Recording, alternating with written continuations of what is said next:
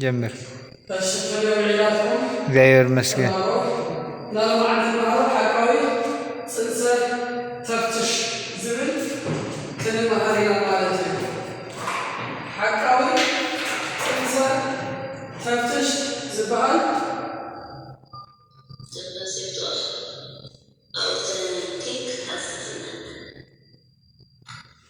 اش حقاوي تفتش زبال روي تخكل شبوت إلنا كنقلتوا مخدينا مالتي حقاوي تفتش ناي زلاقي كيداوي ناي تمهاري بغعات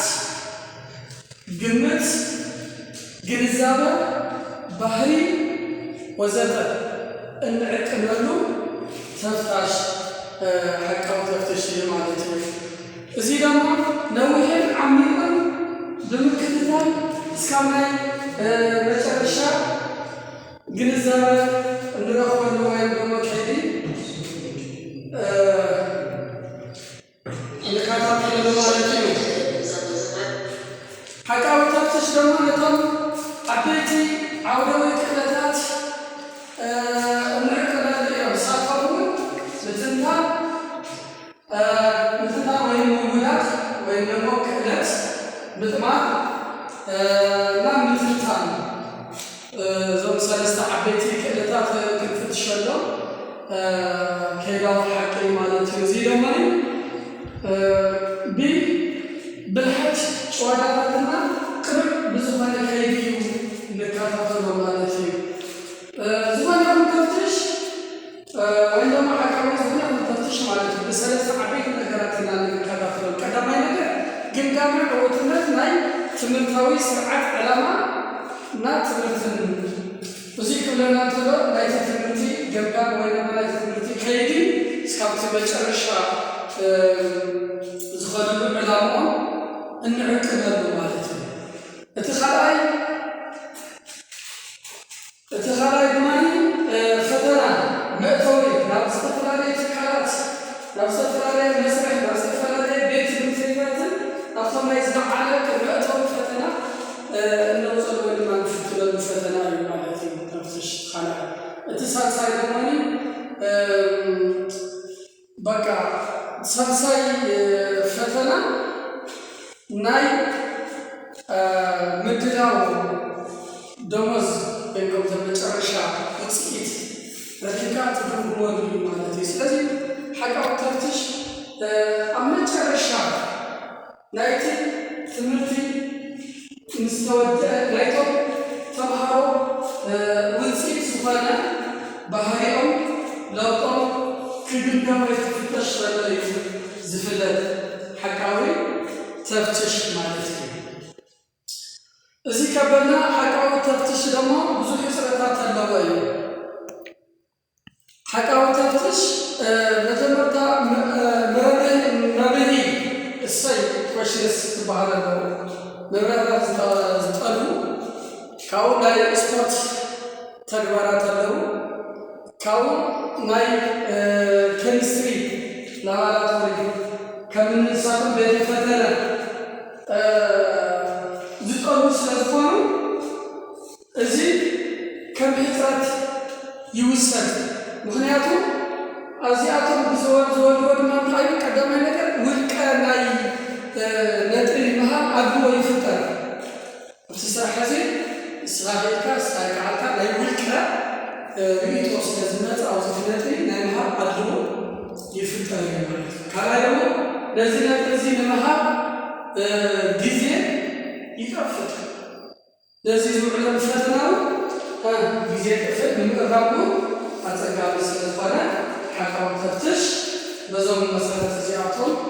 ከሪና መምሃር ይሕግዘና ማለት ነው ለዚህ ታማኝ حقاوي تفتش ወይ ደግሞ የተፍትሽ ክንገብሮም ዝግበና ተግባራት አለው ክንገብሮም ዝግበና ተግባራት ወይ ደግሞ ተፍትሽ እንጥቆመን ተግባራት ደግሞ አለው ንሳቶም ማኒ ተሓደ ትዕዝብቲ ይብል ትዕዝብቲ ዕዛብ تعزبتي حقاوي تفتش بقدامي درجة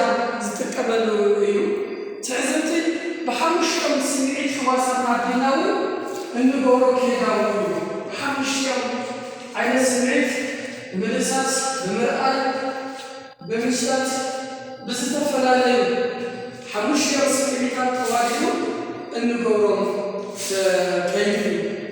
እዚ ትዕዝብቲ ደወኒ ካብ ሓሳብ ወይ ድማ ካብቶም ስምዒትና ውጭ ጥራይ ዘይኮነስ ብተግባር እውን ዝዕቀን ከይዳው እዩ ብፅሑፍ እውን ዝዕቀን ከይዳው እዩ ማለት እዩ ነዚ ትዕዝብቲ እዚ ደወኒ ቸክሊስት ኣዘጋጅና ናክንጥቀመሉ ዝኽእል ናይ መዐቀኒ ቅጥዒ ክነስተኻኽልና ማለት እዩ እዚ ቅጥዒ እዚ ዝጠቕመና እቲ ዝተዓዘብናዮ ኣብኡ እናፅሓፍና እቲ ዝተዓዘብናዮ ከም ፖርትፎልዮ ዝዓይነቱ እንዳስራሕና ስለንኸይድ ቸክሊስት ግድን ኣብ ትዕዝብቲ የድልየና እዩ ዝተዓዘብናዮ እናፅሓፍና ናይ ተምሃሮ ስለንሕዞም ማለት እዩ እዚ ክልተ ዕላማ ከነስርሕ ይገብረና ሓደ እቲ ተምሃሮ ባህሪኦም ጠባዮም ከመይ ከምዃኑ እዩ እቲ ካልኣይ ድማ እቲ ባህሪኦም ወይ ተጠባዮም ዝድለ መፅኦም ዶ ኣይመፅኦም እቲ ዝድለ ዘይድለካ ኣየና እዩ ንምፍላይ እንጥቀመሉ ከይዳው እዩ ማለት እዩ ተዘለፍሉ ክልተ ዕላማታት ትዕዝብቲ የሳኽዐና ማለት እዩ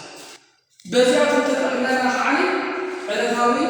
ተፍተሻና ዘላቂ ክኸውን ዝኽእል ማለት እዩ እቲ ካልኣይ ጉጅላዊ ወይ ደግሞ ግሩፕ ኣብዛ ናይ ክስታይ ዘረስሓፍኩም ናይ ቸክሊስት ኣብዛ ናይ ትዕዝብቲ ግን ደከማ ጎኒ ዝተቐመጠ እንታይ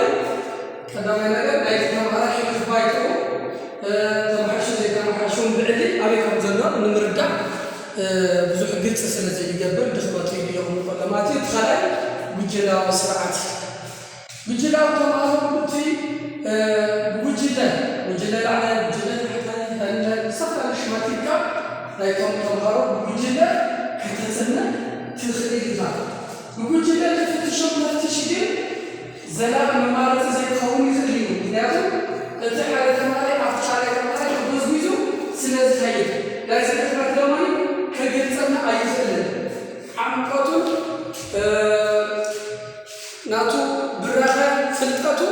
ኣብዚ ክነግረና ይኽእልን ምክንያቱም ኣብቶም ውሽጢ ጉጅለ ዘሎ ሓደ ብጥቅ ኩሎም ሒዞም ስለዝኸይድ ማለት እዩ ብዙሕ ተዘይምካ በዚ ዓይነት ፍትሽ ተዘይድየ ከም ባዕለይ እውን ክነግረኩም ይኽእል ገለ ማለት እዩ ሳልሳይ ፕሮጀክት እዩ ፕሮጀክት ክትቀርፅ ግዴታ ብዘይ ፕሮጀክት ዝኸውን ነገር የለ ፕሮጀክት ማለት እቲ ተምሃራይ ካብቲ ዝኣቱ ጀሚሩ እስካብ መጨረሻ ኣብቲ ፕሮጀክት እዚ ስለ ልፅዓፍ ድህረ ባይትኡ ንምፍላጥ ዝሕግዘና እዩ ጎቢቱ ኣይጎበዘን